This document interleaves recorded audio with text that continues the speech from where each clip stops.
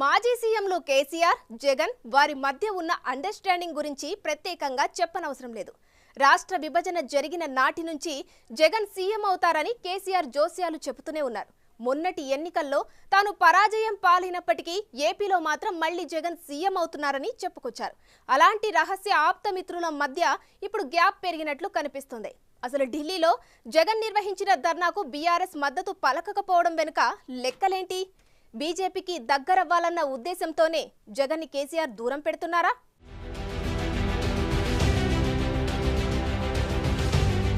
అధికారం శాశ్వతంగా తమదే అన్న ధీమాతో తెలంగాణలో కేసీఆర్, ఏపీలో జగన్ ఇష్టారాజ్యంగా పాలించారు. తెలంగాణ సెంటిమెంటును అడ్డం పెట్టుకుని కేసీఆర్ 2 సార్లు, ఒక్క ఛాన్స్ అంటూ జగన్ ఒకసారి అధికారం చెలాయించారు. వారి వైఖరితో విసిగి వేసారిపోయిన ప్రజలు మొన్నటి ఎన్నికల్లో గట్టిగానే బుద్ధి చెప్పారు. వైసీపీకైతే ప్రతిపక్ష హోదా కూడా లేకుండా చేశారు.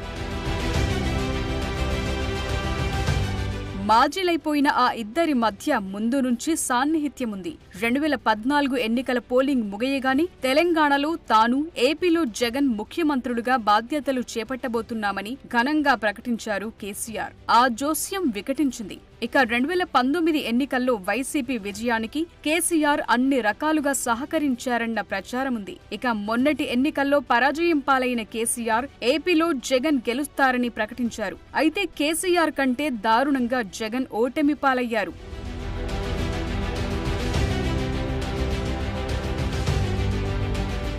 జగన్ ఓటమికి కారణాల్లో ఒకటైన 3 రాజధానుల నిర్ణయాన్ని కూడా కేసీఆర్ సమర్థించారు. ముఖ్యంగా జగన్ ప్రగతి భవన్ కు వెళ్లి కేసీఆర్ తో రహస్య మంతనాలు సాగించిన సందర్భాలున్నాయి. ఇక కేసీఆర్ ఓటమి తరువాత తుంటి చికిత్స చేయించుకున్నప్పుడు సీఎం హోదాలో జగన్ ఆయన ఇంటికి వెళ్లి పరామర్శించొచ్చారు. ఇప్పుడు ఆ ఇద్దరు ఓటమిని జీర్ణించుకోలేకపోతున్నారు. అసెంబ్లీకి ముఖం చాటేస్తున్నారు.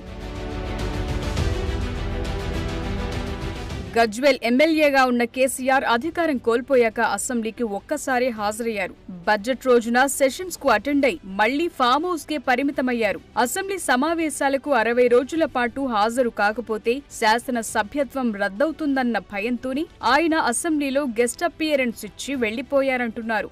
మరోవైపు జగన్ కూడా పులివెందుల ఎమ్మెల్యేగా ప్రమాణ స్వీకారం చేసి వెళ్లక ఒక్కసారే సభకు హాజరయ్యారు. అది కూడా తన ఎమ్మెల్యేలతో కలిసి గవర్నర్ ప్రసంగాన్ని అడ్డుకునే ప్రయత్నం చేసి ఎవరూ పట్టించుకోకపోవడంతో వెళ్లిపోయారు. వలసలతో సతమతమవుతోన్న కేసీఆర్ సొంత ఎమ్మెల్యేలను కాపాడుకోలేక ఫామ్ హౌస్ కు పరిమితమవుతుంటే జగన్ మాట్లాడితే బెంగుళూరు ప్యాలెస్ కు వెళ్లిపోతున్నారు. అసెంబ్లీకి డుమ్మా కొట్టిన ఆయన ప్రస్తుతం 3వ సారి సతీ సమేతంగా బెంగుళూరు వెళ్లారు. వినుకొండలో హతుడి కుటుంబం పరామర్శ అని బెంగుళూరు నుంచి హడావిడిగా వచ్చిన జగన్ ఏపీలో శాంతి భద్రతలు క్షీణించాయని అటు అసెంబ్లీలో ఇటు ఢిల్లీలో హడావిడి చేసి మళ్లీ బెంగుళూరు వెళ్లిపోయారు.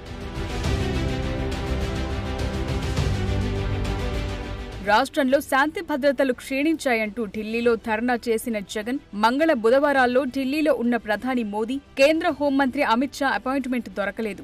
బీజేపీ నేతలెవరూ జగన్ను కలవటానికి ఇష్టపడలేదు. దీంతో నిరాశతో తిరిగొచ్చిన ఆయన అసెంబ్లీ సమావేశాలు చివరి రోజున కూడా హాజరు కాకుండానే బెంగుళూరు వెళ్లిపోయారు. దాంతో జగన్ ఇక అసెంబ్లీ వచ్చే పరిస్థితి లేదన్న అభిప్రాయం వ్యక్తమవుతోంది. అదలా ఉంటే 2 రాష్ట్రాల మాజీ ముఖ్యమంత్రుల మధ్య స్నేహబంధం బెడిసికొట్టినట్లు కనిపిస్తోంది. జగన్ ఢిల్లీ ధర్నాకు బీఆర్ఎస్ మద్దతు లభించలేదు. లోక్సభలో 0 అయిపోయిన బీఆర్ఎస్ కు 4 రాజ్యసభ సభ్యులున్న వారెవరూ జగన్ ధర్నా శిబిరంలో కనిపించలేదు. బీజేపీకి దగ్గరవ్వాలన్న ఉద్దేశంతోనే కేసీఆర్ వైసీపీని దూరం పెట్టారన్న టాక్ వినిపిస్తోంది. ఏపీలో ఎన్డీఏ సర్కార్ను జగన్ టార్గెట్ చేస్తుండటంతో ఎందుకొచ్చిన తంటాలే అని బీఆర్ఎస్ నోరు మెదపలేదంటున్నారు. ఇటు చూస్తే కేసీఆర్ ఒకవైపు ఎమ్మెల్యేలు చేజారిపోతూ మరోవైపు విద్యుత్ కొనుగోలు ప్రాజెక్టుల్లో అక్రమాలపై విచారణలతో ఉక్కిరిబిక్కిరవుతున్నారు. ఇక ఆయన కుమార్తె ఎమ్మెల్సీ కవిత ఢిల్లీ లిక్కర్ స్కామ్ లో జైలు జీవితం గడుపుతున్నారు. ఆమెకు బెయిల్ దొరకాలన్నా తనపై విచారణలకు సంబంధించి ఎలాంటి చర్యలు లేకుండా బయటపడాలన్నా కేంద్రం అండదండలు అవసరమని కేసీఆర్ భావిస్తున్నట్లు కనిపిస్తున్నారు. అందుకే ఆయన బీజేపీతో మైత్రి కోసం జగన్ కు దూరమవుతున్నారంటున్నారు. అందులో భాగంగానే అసెంబ్లీలో ఒక్కరోజు మెరుపు తీగలా మెరిసిన కేసీఆర్ మీడియా ముందుకొచ్చి రాష్ట్ర బడ్జెట్ను విమర్శించి వెళ్లిపోయారు. కేంద్ర బడ్జెట్లో తెలంగాణకు తీవ్ర అన్యాయం జరిగిన 10 ఏళ్లు ముఖ్యమంత్రిగా పనిచేసిన ఆయన ఒక్క మాట కూడా మాట్లాడలేదు. అసలు కేంద్ర బడ్జెట్ ఊసే ఎత్తలేదు.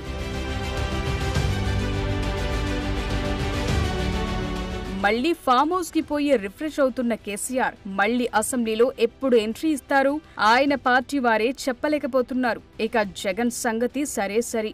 మొత్తం మీద ఇద్దరు రహస్య మిత్రుల బంధం ఇప్పుడు తెగిపోయినట్లే కనిపిస్తోంది.